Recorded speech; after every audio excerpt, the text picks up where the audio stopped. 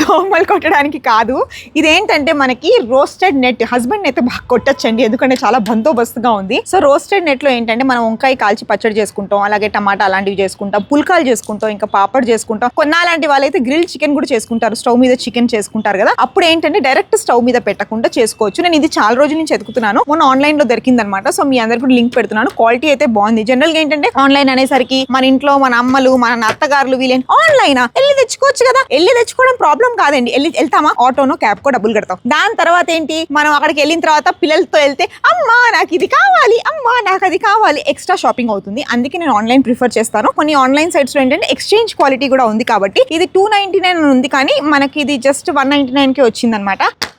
మజ్బూత్ హే. So ఇందులో ఏంటంటే మీకు కావాల్సినవన్నీ పుల్కాలైనా, పాపడైనా, వంకాయ కాల్చడమైనా, చికెన్ అయినా అన్ని కూడా మనం హ్యాపీగా చేసేసుకోవచ్చు. సో మీకు కూడా కావాలంటే నేను డిస్క్రిప్షన్ లో లింక్ పెడతాను, బై చేసేసుకోండి. హౌ